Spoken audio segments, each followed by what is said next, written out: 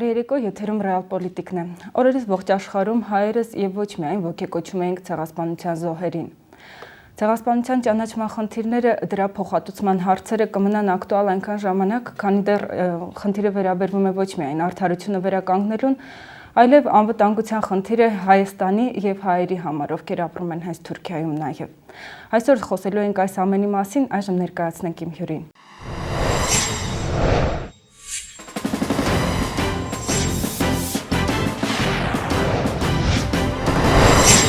Հայկ Դեմոյան, Հայաստանի Հանրապետության Գիտությունների ազգային ակադեմիայի հայոց ցեղասպանության թանգարան ինստիտուտի տնօրեն, 37 տարեկան, ավարտել է Երևանի պետական համալսարանի պատմության ֆակուլտետը, այնուհետև Գիտությունների ազգային ակադեմիայի արևելագիտության ինստիտուտի ասպիրանտուրան, պատմական գիտությունների դոկտոր է, զբաղվում է Թուրքիայի արտաքին քաղաքականության, Ղարաբաղյան հիմնահարցի, ինչպես նաև հայ ինքնության եւ ռազմարվեստի պատմության ուսումնասիրությամբ։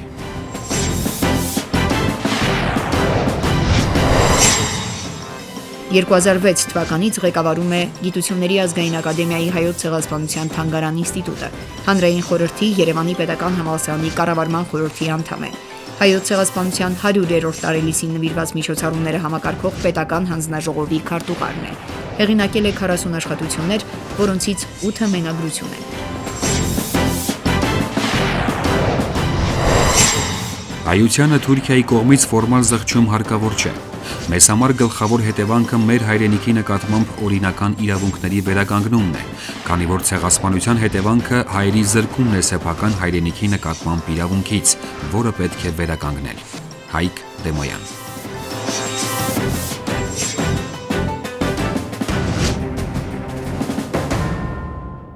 Բարի երեկո, պարոն Դեմոյան, շնորհակալություն հրավերն ընդունելու համար։ Մենք դիտեցինք տեսանյութը եւ ձեր մեջբերումը։ Մինչեւ հիմա հաճախ խոսվում էր այն մասին, որ հայերս հստակ չենք ձևակերպել, թե ինչ պահանջներ ենք ներկայացնում ցեղասպանության ճանաչման հետևանքները ինչպիսին պետք է լինեն, ինչ ակնկալիքներ ունենք Թուրքիայից։ Փաստորեն դուք շատ հստակ եք ձևակերպում, թե որն է մեր ակնկալիքը։ Միաժամանակ օրերս հռչակվեց նաեւ կաթողիկոսների համատեղ հայտարարությունը ապրիլի 24-ի կապակցությամբ, որտեղ Գարեգին II եւ Մեծիտանին Կիլիկիո կաթողիկոսը միասին հայտարարեցին, որ ցեղասպանության ընթացքում հայերը զրկվել են իրենց մշակութային, հոգևոր արժեքներից, որոնք պետք է վերադարձվեն եկեղեցուն։ Որքան գիտեմ, Գարեգին II-ի կողմից նման ձևակերպումն առաջին անգամ էր հնչում։ Այս ամենը ինչ է նշանակում։ Մենք հստակեցնում ենք մեր պահանջները։ Գոնե փորձ ենք կատարում հստակեցնել։ Դա նույնպես շատ կարևոր է։ Դրանպես երբ որ խոսում ենք ցեղասպանության մասին, կարծում եմ երկրորդ կարծիք չի կարող լինել այստեղ եւ չկա այդ հայը, որը գոնե մաքսիմալ առավելագույն եւ խիստ ցանկալի իր նպատակը չհրապարակի։ Անշուշտ հասկանում ենք, որ պետությունը ունի որոշակի պարտավորություններ, որպես միջազգային իրավունքի սուբյեկտ, եւ շատ բան ակնկալել բարձր պաշտոնյաներից, որոնք ներկայացնում են Հայաստանը միջազգային ատյաններում հստակ ձևակերպումներ եւ կոնկրետ նպատակներ, որոնք կարող են խնդրահարույց լինել Հայաստանի Հանրապետության համար, այստեղ պետք է երկու կարծիք չկա, պետք է զգուշավորություն ունենալ եւ պաշտոնական հերոտրաբանությունը պետք է լավ հղկված լինի։ Բայց արյուտես, որ թեման իսկապես հուզական թեմա է եւ դա առնչվում է համարյա բոլորին։ Ցանկացած հայ կարող է արտահայտել որոշակի կարծիք։ Եվ այդ կարծիքը կարող է լինել տրամաբանական, այդ կարծիքը կարող է լինել հեղինակավոր, այդ կարծիքը պետք է լսելի լինի։ Եվ թեման է այդպիսին։ Եվ այստեղ շատ մեծ պատասխանատվության բաժին ունի վերլուծական համայնքը։ Այսինքն եւ գիտական եւ վերլուծական։ Երբեմն հայտարարությունների ձևակերպումների մեջ արդեն նկատելի են որոշակի իներցիոն զարգացումներ, այսինքն մարդիկ խոսում են ստանդարտ մի բանի մեջ եւ իրենք արդեն կախվածության մեջ են հայտնվում իրենց իսկ վերլուծությունների եւ եզրահանգումների մեջ։ Ինչը պիտի ստիպի վերաձևակերպել գոնե մոտեցումները։ Մոտեցումների հետ կապված, գիտեք, ես կարծում եմ, որ ավելի լավ ձևաչափ, քան պետական հանձնաժողովն է, որը ունի պաշտոնական անուն, եւ այդ անվան մեջ էլ շատ կարեւոր մի շեշտադրում կա։ Հայոց ցեղասպանության 100-րդ տարելիցի միջոցառումները համակարգող պետական հանձնաժողով։ Եվ պատահական չէ, որ մենք վերջին 3 տարվա մեջ գոնե առնվազն շեշտում ենք, որ 2015-ը դա խորհրդանշական տարելից է։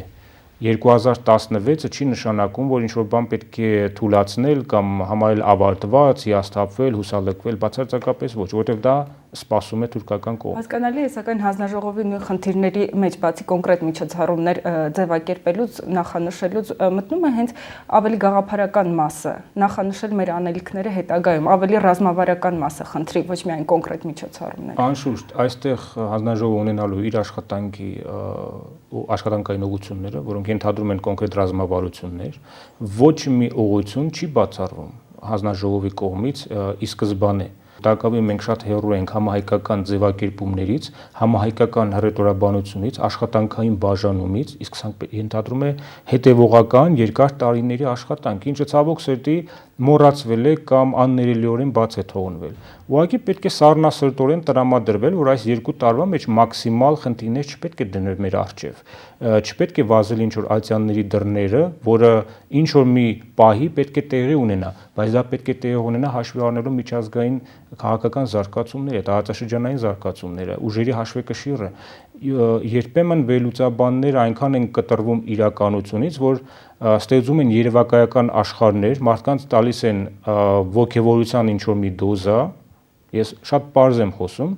եւ ի վերջո պետք է բոլորս հաշիվ տանք։ Մեր ցանկացած խոսքը կարող է եւ օգտակար լինել եւ կարող է վտանգավոր լինել։ Հասկանալի է, եթե անդրադառնանք մեր պահանջները կոնկրետացնելու, նախագահն իր ուղերձում ապրիլի 24-ին ուղղված կարևորեց նաեւ այն հանգամանքը, նշեց, որ Թուրքիան որպես պետություն եւ նրա բնակիչներն են պատասխանատու ցեղասպանության համար, որոնց կողմից հայերին պատկանող հոգեվոր նյութական արժեքները յուրացվել են։ Նման ձևակերպումը ինչ է նշանակում։ Մենք ավելի կոշտացնում ենք մեր դիրքորոշումը։ Անշուշտ ակնհայտ է, որ այս նախադասությունները պատահական չեն ձևակերպվել հենց այդպես։ Խոսքը գնում է նախագահի այդ ուղերձի մեջ հայրենազուրկ լինելու հանգամանքն է շեշտվում եւ պատահական չէր նաեւ երկու վեհապարերի այդ հայտարարությունը, որի մասին դուք նշեցիք, առաջին անգամ եկեղեցին ինքն է հանդես գալիս որպես իրավատեր։ Եվ սա շատ գրագետ քայլ էր, ինչու, որովհետև այս հանգամանքը բխում է գործող միջազգային պայմանագրերից։ Եթե մենք մի պահ համարում ենք, որ այլ պայմանագրեր չեն գործում կամ այսօրվա խաղի կանոնները այնպիսին են համաշխարհային քաղաքականության, որտեղ մենք շատ չնչին դերակատարություն ենք, որ նույնիսկ իրավական առումով անհերքելի եւ անբեկանելի պայմանագրերը ունեն ուժ, բայց դրանք կիրառելի չեն, մենք պետք է սկսենք այն մեկնակետից, որտեղ կա հնարավորություն, որտեղ կա շանս։ Դա կարող է լինել դիցուկ Լոզանի պայմանագիրը, որը կոպտորեն խախտել է այսօրվա Թուրքիան։ Վեհապարների հայտարարությունը ուղղակի աղերսներ ունի այն դրույթների հետ, որոնք արձանագրված են Լոզանի պայմանագիրում, որը գործող միջազգային պայմանագիր այսօր ընդունված ստորագրված միջազգային տարբեր սուբյեկտների կողմից եւ այստեղ եկեղեցին նաեւ կարող է հանդես գալ որպես պահանջող, որպես հաստատություն, ըստ որում հենց ձևաչափը շատ լավ էր, որ եւ ամենայն հայոց կաթողիկոսը եւ մեծ ընտանիքի լիքյո կաթողիկոսը միահամուռ հանդես եկան համադրված եւ շատ կարեւոր էր, քան թե առանձին հանդես գալ, ինչը իրականորեն լրջորեն պետք է թույլատրել մեր դիրքերը այս հարցում։ Պարոն Դեմոյան, եթե մենք անդրադառնանք պահանջատիրության երկու ուղղություններին, կա մի ուղղությունը հայրենազրկման խնդիրը, որը համահայկական խնդիր է, առնչվում է բոլորին, կա մյուս կողմից անհատները, ովքեր առանձին պահանջատեր են, նրանցից յուրաքանչյուրն ունի իր կորուստները, ունի իրավունքներ, որոնք պետք է նաև անհատապես վերականգնվեն։ Այս երկու ուղղությունները պահանջատիրության ինչպես են զուգակցվում, հնարավոր է դրանք զուգակցել։ Եթե դուք գտաք պահանջատիրություն եզրույթը, որը ես համարյա թե չեմ օգտագործում, բայց ընդունում եմ դրա արտաքին եւ ներքին կողմերը։ Ինձ համար գոնե արտաքինը հասկանալի է, մենք ունենք խնդիր, դա մեր պահանջն է մեր իրավունքները վերականգնելու եւ ցեղասպանության հետևանքները վերացնելու առումով։ Մաքսիմալ պահանջը մենք գիտենք դա ինչ է, դա մեր հայրենիքի նկատմամբ մեր իրավունքների վերականգնումն է։ Բայց ինձ համար շատ կարեւոր է ներքին պահանջատիրությունը։ Մենք ներսում ինչ ենք պահանջում մեզանից։ Խոսքը ոչ թե ռազմավարության մասին, դա հասկանալի է։ Խոսքը ուժեղ լինելու հրամայական է։ Պահանջ ինքներս մեզ համայն հայությանը միասնական, հանդուրժող, համադրված ջանքերով եւ համագործակցող տրամադրություն եւ մթնոլորտ ստեղծելու առումով։ Գիտեք, եթե չկա ներքին այս բազիսը, չկա այս հիմնասյուները, արտաքին ճակատում մենք որևէ շանս չունենք։ Այդ խնդիրները դրված են այսօր Առաջին հերթին ձևակերպվել է անհրաժեշտ այդ խնդիրները, այնուհետև նույն հանձնաժողովի ձևաչափը, որը շատ ներկայացուցչական է, ներկայացված է ամբողջ սպեկտրը հայության, հա, եւ Սփյուռքը եւ Հայաստանի Հանրապետությունը եւ Լեռնային Ղարաբաղի Հանրապետությունը։ Սա մի ձևաչափ է, որը պետք է դեռ ապացուցի, որ կարող է աշխատել։ Եթե մենք տարվենք խմբակային, անհատական շահերով, փորձենք քաշել դեպի մեզ այս խնդրի շուրջ ավելի ներկայանալի դառնալու ցանկությունը կամ որոշակի դիվիդենդներ շահելու ցանկությունը, անկախ իր հիմքից, հա, ինչ կա հիմքում քաղաքական, ֆինանսական կամ զուտ ուղղակի PR նշանակության, մենք իհարկե որևէ հաջողություն չենք ունենա։ Ես նորից ասում եմ եւ շեշտում եմ, որ սիրում եմ բաց խոսել։ Ես սիրում եմ այդ վերքի վրա ցույց տալ եւ կանխորոշել նաեւ դրա բուժման ճանապարհները, բայց արի ու տես, որ երբեմն մենք ստեղծում ենք անուրջային այսպես իրականություն, դառնում են գերի այդ իրականությանը, այդ աբստրակցիային վերացականությանը եւ երբեմն երբ որ հակադիր կարծիքներ են հնչում, դա դառնում է քննադատության թիրախ։ Խոսվեց այն անձանց մասին, ովքեր անհատապես իրենց կորուստներն են ունեցել նախագահի մակարդակով էլ դա շեշտադրվեց։ Ինչ է կարծում, արդյոք վաղուց արդեն ժամանակը չէ, որպեսզի պետական մակարդակով ձևավորվի մի մարմին, իրավախորհրդատվական, ներգրավելով թեկուզ դրսից որակյալ մասնագետների, որը կկարողանա իրավական օժանդակություն տրամադրել բոլոր անհատներին, ովքեր ցանկանում են վերականգնման խնդիր դնել իրենց առջև, հետամուտ լինել իրենց իրավունքների վերականգնմանը։ Անշուշտ այստեղ չպետք է բացառել, որ պետությունը ունի այդպիսի իրավասություն, նամանավանդ որ այդպիսին կարող են հանդիսանալ եւ շատն են նրանք Հայաստանի Հանրապետության քաղաքացիներ, խոսքը վերաբերում նաեւ նրանց իրավունքներին, ուստի պետությունը պետք է նաեւ կարողանա ընդառաջ գնալ այդպիսի պահանջներին։ Այստեղ իհարկե իր անելիքը ունի նաեւ պետական հանձնաժողովը։ Այս հարցը նաև պետք է քննարկվի եւ ձևակերպի, ինչպես, ինչ մակարդակով, ինչ աշխատաեղանակով պետք է այս աշխատանքը իրականացնել։ Մենք արդեն փորձ ունենք, երբ որ մեր արտահայտության նախարարությունը ներգրաված է, հիշում եք, ապահովագրական ընկերությունների այդ վերականգնման այդ գումարների ճշգրտման անձանց փաստաթղթերի համակարգված աշխատանք արվեց, բայց այստեղ նորից խնդրի մասին ես պետք է խոսեմ։ Ինչ տեղի ունեցավ New York Life Insurance, այնուհետև մեկ այլ ապահովագրական ընկերություն եւ այն անձինք, ովքեր ընդգրկված էին այս աշխատանքի մեջ, պարզվեց, որ բավական մութ գործունեություն են ունեցել այդ գումարների, չպահանջված գումարների բաշխման առումով եւ ամենասարսափելին այն է, որ անձինք, ովքեր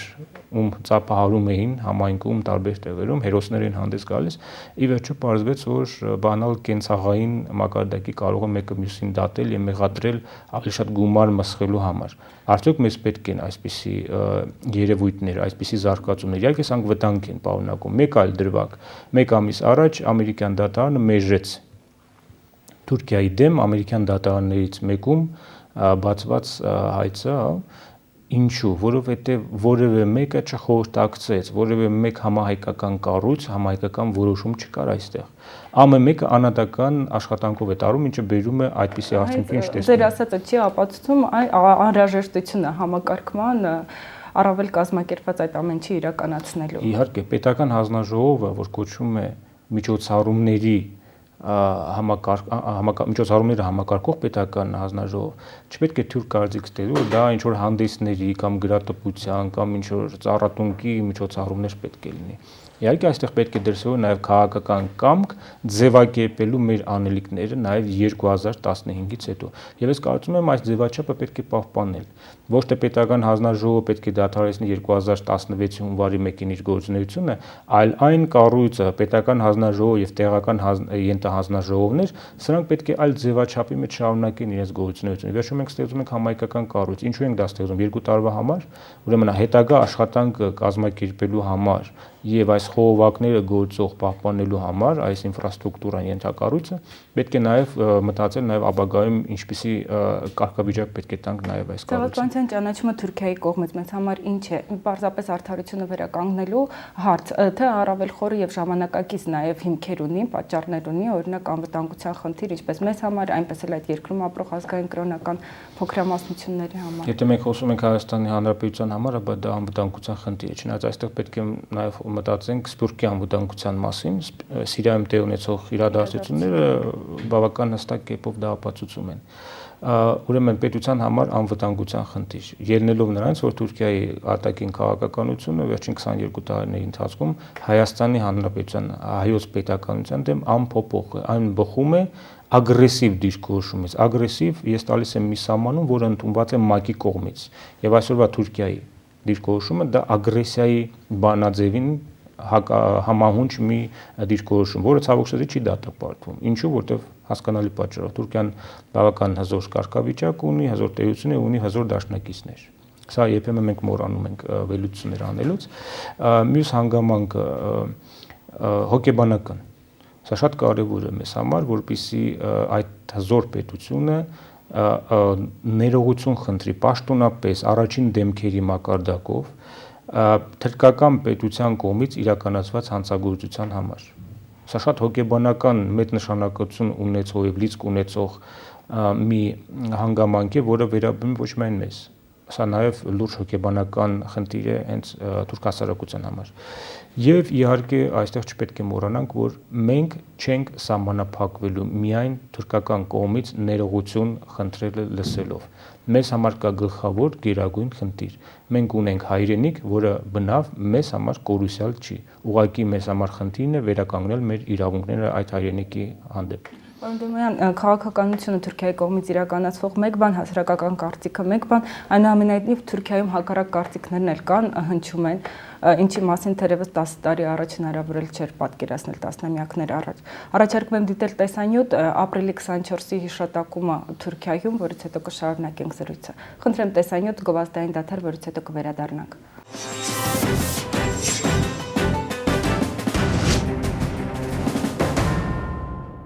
Ապրիլի 24-ին հերթական արդեն 4-րդ անգամ Թուրքիայի տարբեր քաղաքներում տեղի ունեցան միջոցառումներ, որոնք ուղղված էին ոգեկոչելու հայոց ցեղասպանության զոհերի հիշատակը։ Առաջին անգամ 2010 թվականին էր, երբ ոչ ռասիզմին եւ ազգայնականությանը նախաձեռնությունը Մարդու իրավունքների միության Ստամբուլի մասնաճյուղի եւ մի խումբ մտավորականների աջակցությամբ որոշեցին խախտել լռության ավանդույթը։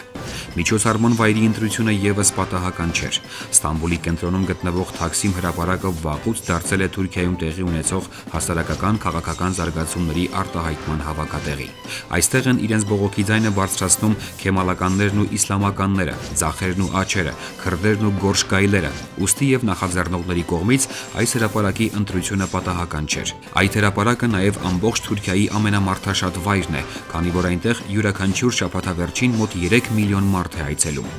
Նույն օրը բողոքի ակցիա տեղի ունեցավ նաեւ Հայդար Փաշա կայարանում, որտեղից 1915 թվականին մահվան ճամփորդության էին ուղարկել հայ մտավորականների առաջին խմբին։ Եվ այսպես 2010 թվականից հետո քչերն էին կանխատեսում, որ այն կարող է դառնալ ավանդական եւ տարածվել ամբողջ Թուրքիայով մեկ։ 2011 թվականի ապրիլի 24-ին հայոց ցեղասպանության զոհերի հիշատակի ոգեկոչման արարողություններ տեղի ունեցան Ստամբուլում, Անկարայում, Բոդրումում, Իզմիրում եւ Դիարբեքիրում։ Թաքսիմ հրապարակում ոգեկոչման արարողությանը մասնակցեցին թուրք առաջադեմ մտավորականներ, խորհրդարանում քրդական խաղաղություն եւ ժողովրդավարություն կուսակցության падգամավորներ։ Ստամբուլում անցկացված մյուս միջոցառումը կրկին Հայդար Փաշա երկաթուղային կայարանում էր։ Մասնակիցները դատապարտեցին 1915 թվականին եւ հետագա տարիներին տեղի ունեցածը, այն համարելով մարդկության դեմ ուղղված հանցագործություն, մեծ ոճիր։ Հայկական երաժշտության ներքո ակցիայի բոլոր մասնակիցները ծնկի էին իջել եւ լռությամբ հարգում էին 1915 թվականի զոհերի հիշատակը։ Հնչեցին ելույթներ, որոնց ընթացքում անուն առ անուն հիշատակվում էին եղեռնին զոհ դարձած շուրջ 250 մտավորականների անունները։ 2012 թվականի ապրիլի 24-ին եւս ոչ ռասիզմին եւ ազգայնականությանը շարժումը կազմակերպել էր հերթական ոգեկոչման արարողությունը։ Հազարավոր մասնակիցների շարքում էին նաեւ Հրանտ Դինքի այրին, Ռաքել Դինքը, Խաղաղություն եւ ժողովրդավարություն կուսակցության падգամավորները, ինչպես նաեւ 2011 թվականի ապրիլի 24-ին Զորամասում ծառայեկցի կողմից սպանված Սևակ Շահին Բալաքչեի ընտանիքի անդամները եւ այլոք։ 2012 թվականին կոչով հանդես եկան Ստամբուլի հայկական համայնքի ներկայացուցիչներ խորհրդանիշ ընտրելով կտրված նուռը, որի վրա գրված էր. որոշ վերքեր ժամանակը չի բուժում, ապրիլի 24, 1915։ Մյուս կարգախոսը հետևյալն էր. այս ցավը բոլորինս է։ Այդ օրը հայտարարություն տարածեց նաև քրդական խաղաղություն եւ ժողովրդավարություն կուսակցությունը իշխանություններին կոչ անելով առերեսվել հայոց ցեղասպանության փաստի հետ։ Այս տարի տեղի ունեցած միջոցառումներն անհամեմատելի էին նախորդների հետ, թե բազմազանությամբ, թե աշխարհագրությամբ, թե մասնակիցների քանակով, թե լուսաբանմամբ։ Այս տարվա միջոցառումները տեղի ունեցան Ստամբուլում, Դերսիմում, Զմյուրնայում, Իզմիր, Ադանայում, Տիգրանակերտում, Դիարբեքիր, Բաթմանում եւ այլն։ Թեև Թաքսիմի հրապարակի շրջակայքում ընթանում են լայնածավալ շինարարական աշխատանքներ, սակայն դա չխոչընդոտեց, որ այս տարվա միջոցառումն առավել մարդաշատ լիներ, քան նախորդները։ Նույն օրը քրդական կուսակցությունը ոչ միայն ցեղասպանությունը դատապարտող հայտարարություն տարածեց, այլև առաջարկություն ներկայացրեց 1915 թվականի իրադարձությունների վերաբերյալ հետաքննություն սկսելու մասին։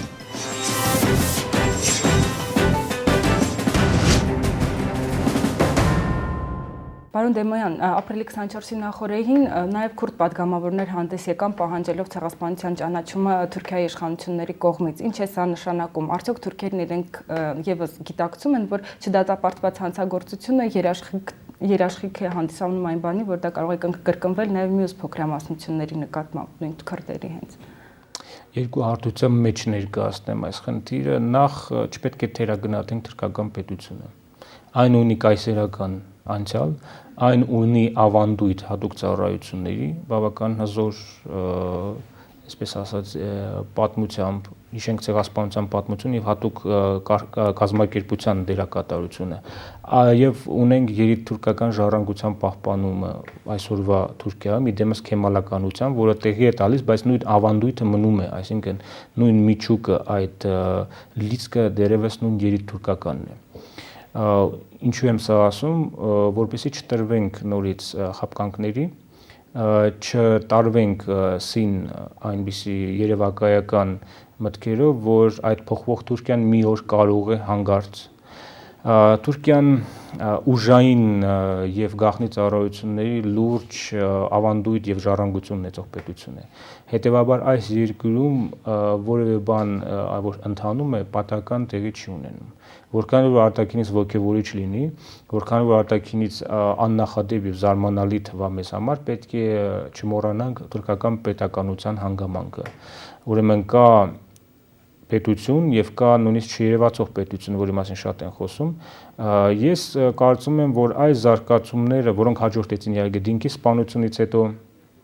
այս ապրիլ 24-յան միջոցառումները եւ այլն, չեմ բացառում, որ կան իսկապես թուրքեր, որոնք զղջում են ազնվորեն։ Ես չեմ բացառում, ես չեմ ուզում մեժել եւ 100%-անոց ինչ որ գնահատականների տակ լցնել ամբողջ թուրք հասարակությանը եւ թուրք ժողովրդին։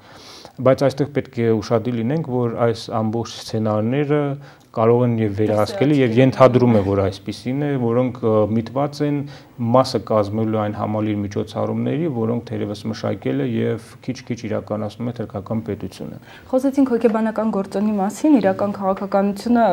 ենթադրվում է, որ կառուցվում է, հենց դուք էլ նշում եք, ռացիոնալ հիմքերի վրա, սակայն հոգեբանական գործոնն էլ չի կարելի բացառել, նշեցիք։ Օրինակ Թուրքիան տարիներ շարունակ հսկայական գումարներ է ծախսում նույն ցեղասպանությունը հերքելու համար։ Արդյոք ավելի շատ բարդույթների խնդիր չի, որոնք պետք է հաղթահարվեն։ Թուրքիայի համար հայոց ցեղասպանության խնդիրը ոչ թե վախի խնդիր է, կորցնելու տարածքներ կամ այլ կարգի վնասներ կրելու, դա առաջին հերթին հուժկու հոգեբանական վնաս կրելու վտանգն է։ Այդ հոգեբանական վնասը թե հասարակության մակարդակով է եւ թե պետության մակարդակով։ Այստեղ հայոց ցեղասպանության թեման քայքայիչ հանգամանք է հանդիսանում թուրքական թե ազգային թե պետական ինքնությունների համար, որովհետեւ այն հիմքերը, որի վրա խարսխված է այսօրվա հանրապետական Թուրքիան, հիմքերի հիմքը հայոց ցեղասպանությունն է։ Այսօրվա Թուրքիան ծնվել է հայոց ցեղասպանությունից եւ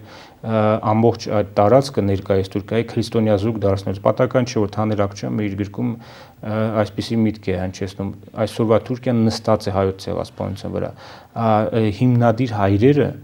այսօրվա Թուրքիայի, եղել են այն հանցագործները, ովքեր մեղսակից են եղել հայոց ցեղասպանության իրականացման մասսայական կոտորածներին մասնակցել կամ յուրացրել են հայերի ինչքը եւ ունեցվածքը։ Սա է վտանգը Թուրքիայի համար եւ միշտ զուգահեռներ, որ տալնում եմ թուրքերին հետ շփման ժամանակ խորհրդային միության փլուզումը եւ այսօրվա Թուրքիայում տեղ ունեցող գործընթացները իրանք սարսափում են։ Որտեղ ականատես եմ եղել ԽՍՀՄ փլուզմանը, որը նորից տեղ ունեցավ պատմության վերանայման արդյունքում, հերոսների պսակազերծման արդյունքում դա տեղ ունեցավ։ Որևէ մեկ կրակոց հեղափոխություն պատերազմ տեղի չունեցավ, ուղղակի գերտերություն դադարեց գոյություն անել, որտեղ տեղ ունեցավ շեշտակի դեվալվացնող process-ներ։ Թուրքիայի պարագայում հայոց ցեղասպանության պատմությունը դրան անդրադարձ է, ինքնության ճգնաժամը կատալիզատորի դեր է կատարում, արագացնում է այն գործընթացները, որ ներսից խարխլում եւ քայքայում է արտաքինից բավական հզոր երևացող Թուրքիային։ Սա է հիմնական վախը Թուրքիային։ Շնորհակալություն պարոն Դեմոյան, շնորհակալություն զրույցի համար։ Հիշեցնեմ այսօր իմ հյուրն էր Ցեղասպանություն թանգարան ինստիտուտի տնօրեն Հայկ Դեմոյանը, կհանդիպենք մեկ շաբաթ անց։